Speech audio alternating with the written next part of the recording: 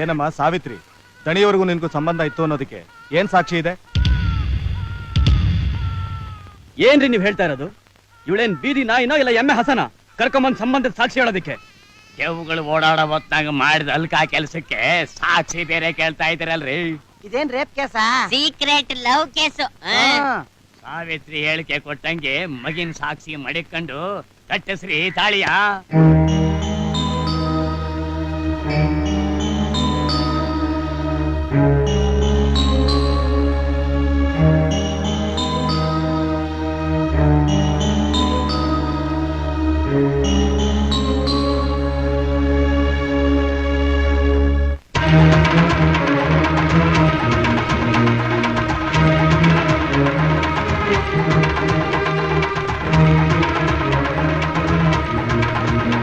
ನೀನ್ ಯಾರಿಗೋ ಹೆದರ್ಕೊಂಡು ಸುಳ್ಳು ಹೇಳ್ತಾ ಇದೀಯ ಅಂತ ನಂಗೆ ಚೆನ್ನಾಗಿ ಗೊತ್ತು.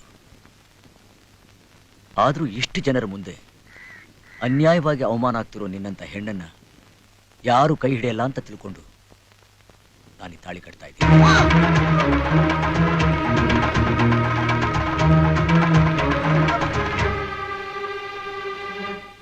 ನನ್ನ ಕ್ಷಮಿಸ್ಬಿಡಿದ್ದಾನೆ.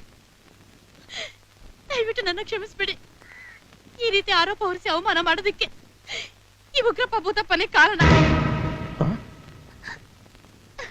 ಸಮಾಧಾನ ಮಾಡ್ಕೋ ಸಾವಿತ್ರಿ. ಏನ್ ನಡೀತು ಅಂತ ಧೈರ್ಯವಾಗಿ ಹೇಳು. ನಿನಗೆ ನ್ಯಾಯ ಸಿಗುವಾಗ ನಾನು ಮಾಡ್ತೀನಿ. ಹೇಳು ಸಾವಿತ್ರಿ. ನಿಮ್ಮೂರ್ ಪಕ್ಕದಲ್ಲಿರೋ ಗುಡ್ಕಮ್ಮನಹಳ್ಳಿ ಸ್ಕೂಲಲ್ಲಿ ನನಗೆ ಕೆಲಸ ಕೊಡಿಸಿ ಪ್ರೀತಿಸೋ ನಾಟಕ ಮಾಡಿ ಮದುವೆಯನ್ನು ಮಾಡ್ಕೊಳ್ದೆ ನನ್ನನ್ನು ಒಂದು ಮಗುವಿನ ತಾಯಿಯಾಗಿ ಮಾಡ್ಬಿಟ್ಟ ಉಗ್ರಪ್ಪ.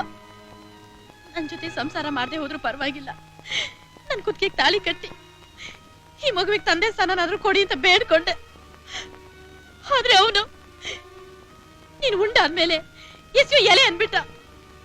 ನನ್ನ ಇದ್ದಕ್ಕಿದ್ದಾಗಿ ಬಂದು ನಿಮ್ಗೆ ಅವಮಾನ ಮಾಡಿ ನಿಮ್ ಸಂಸಾರ ಹಾಳು ಮಾಡಿದ್ರೆ ನನ್ನ ಮದುವೆ ಆಗ್ತೀನಿ ಅಂತ ನಾನು ಒಪ್ಕೊಂಡೆ.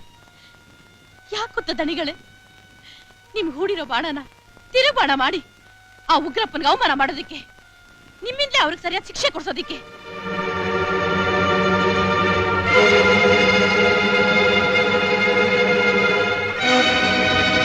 ಏಯ್ ತಗೋ, ಕಟ್ಟೋ ತಾಳಿನ. ನಾನೇ ಕಟ್ಟಿ ತಾಳಿನ? ನಾನೇ ಅವಳಿಗೆ ಕೆಡ್ಸಿದೀನಿ ಅನ್ನೋದಕ್ಕೆ ಏನ್ ಸಾಕ್ಷಿ? ನಾನಿದ್ದೀನಿ. ಅದಕ್ಕೆ ಮರ್ಯಾದೆಗೆ ಹೇಳ್ತಾ ಇದೀನಿ, ಮದುವೆ ಮಾಡ್ಕೋ. ಇಲ್ಲ ಅಂದ್ರೆ ನಿನ್ ಜಾತಕ ಎಲ್ಲ ಜಾಲಾಡ್ಬಿಡ್ತೀನಿ. ಮುಚ್ಚೆ ಬಾಯ್ನಾ.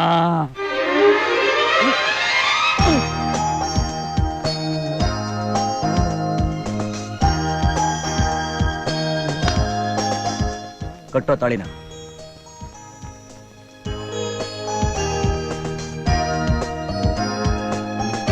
ನಿಮ್ಮಿಬ್ಬರ ಸಂಸಾರ ಮಜ್ಜಿಗೆಲಿ ಬೆಣ್ಣೆ ಇರೋ ಹಾಗಿರ್ಬೇಕು.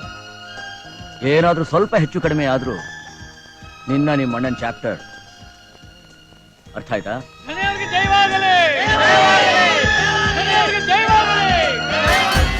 ಜಿ ಪಿಕ್ಚರ್ ಹಿಟ್ ದಿನದ ಫಿಲ್ಮ್.